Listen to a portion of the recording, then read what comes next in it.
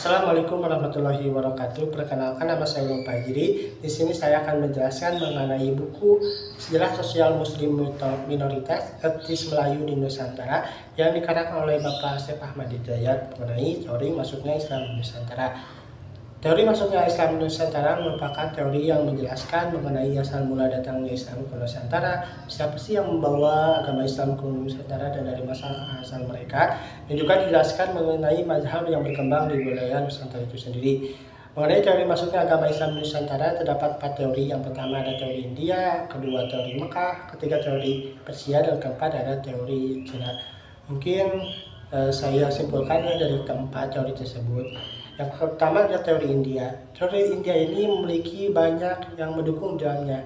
Terdapat tokoh-tokoh sejarawan seperti Chesnut Groje, Morrison, Mesquite, dan lain-lain. Namun di dalam teori ini terdapat suatu perbedaan antara satu sejarawan dengan satu sejarawan lainnya mengenai asal-usul tempat dari India itu sendiri yang menyebarkan agama Islam ke wilayah Nusantara. Seperti pendapat dari Mesquite, Al-Akran, dan Senokroji, ia berpendapat bahwasannya Islam datang ke wilayah Nusantara itu berasal dari Gujarat, dibuktikan dengan penemuan makam dari Gresik, Jawa Timur tahun 1419 Masehi, dan juga di Samudra Pasai tahun 1428 Masehi yang berasal dari Gujarat.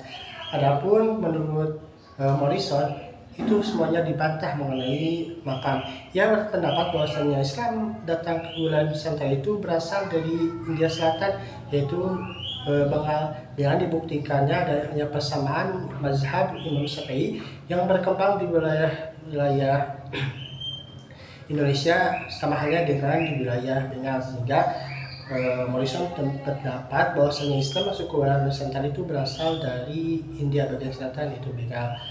Mengenai perbedaan tersebut, mengenai asal mula awal tempatnya, tapi ada juga persamaan dari semua tokoh berpendapat bahwasanya Islam masuk ke wilayah Nusantara ini itu pada abad ke-13 Masehi.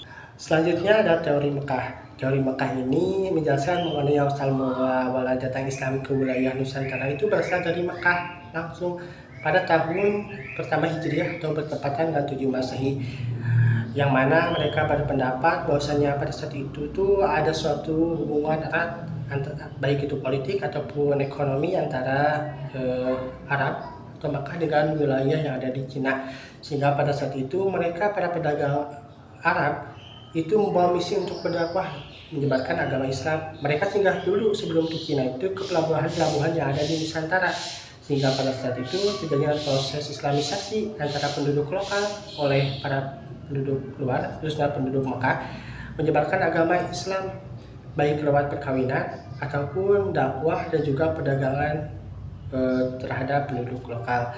Adapun teori ini didukung oleh salah satu tokoh sejarawan, yaitu Buya Hamka, yang mana Buya Hamka menuliskan dalam suatu risalah seminar nasional yang disegerakan di kota Medan tanggal 17 hingga 20 Maret tahun 1963. Terdapat banyak poin-poin yang menjelaskan, tapi saya akan membacakan atau menjelaskan mengenai poin-poinnya, yaitu yang pertama itu pengislaman orang-orang Melayu Nusantara adalah langsung dari sumbernya dari Mekah, yaitu dengan diutusnya salah satu tokoh Syekh Ismail oleh Syarif Mekah untuk menjemput Pakir Muhammad keturunan Abu Bakar As-Siddiq agar menyertai ke Nusantara untuk mengislamisasi ataupun untuk membaiat Merah Silu di Raja Perlak atau Samudra Pasai. Itu mengenai teori Mekah. Selanjutnya yaitu teori Arab Persia. Teori Arab Persia menjelaskan mengenai teori masuk ke agama Islam di wilayah Nusantara itu berasal dari wilayah Persia. Itu pada abad ke-13 Masehi. Pendukung teori ini adalah Umar Amir Hussein dan Hussein Jadiningrat. Dibuktikan dengan adanya kata Syekh atau Syiah yang digunakan oleh sultan-sultan yang ada di wilayah Nusantara. Juga ada beberapa catatan yang ada di naskah-naskah Cina. Selain itu, teori Arab Persia juga didasarkan oleh dua. Yang pertama, bahwa banyak tradisi kaum Syiah yang dipraktekkan oleh masyarakat Indonesia di beberapa wilayah seperti tradisi Muharraman, tradisi Asyura, dan juga upacara Tabut atau upacara memperingati peristiwa terjadinya Karbala. Selanjutnya yang kedua yaitu dijumpai pengajaran bacaan Al-Quran dengan menggunakan kata-kata Persia seperti Zabar, JR, dan juga VS. Itu mungkin dari teori Persia. Selanjutnya ada teori Cina atau Indochina. Teori ini menjelaskan mengenai asal mula datangnya Islam ke wilayah Nusantara itu berasal dari negara Cina itu sendiri. Teori ini didukung oleh Syekh Nequib Al-Atas, Fatimi, Slamet Mulyana, Sumanto, dan juga termasuk penulis dari buku ini yaitu Bapak Asep Ahmad Hidayat mendukung teori ini. Adapun bukti-bukti mengenai datangnya Islam ke wilayah Nusantara itu sendiri yaitu adanya suatu peristiwa yang sangat besar pada saat itu, yaitu peristiwa pemberontakan di Banten pada tahun 877 Masehi yang mengebarkan kira-kira 120.000 orang hingga 200.000 orang para pedagang Islam. Lalu mereka menyebarkan ke wilayah-wilayah yang ada di Asia Tenggara termasuk wilayah Temasik, Aceh, Kalah, dan juga Tanah Jawa. Menurut Slamet Mulyana tahun 1968, dalam runtuhnya kerajaan Hindu, Jawa, dan timbulnya negara Islam di Nusantara, Hidayat berpendapat bahwa Sultan Demak adalah seorang peranakan yang berasal dari Cina.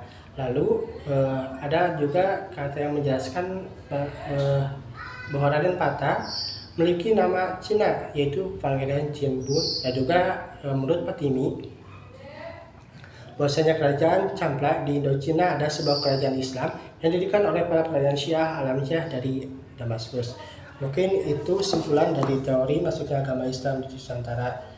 Sekian dari saya, mohon maaf atas segala kurangannya. Billahi taufiq wal hidayah. Wassalamualaikum warahmatullahi wabarakatuh.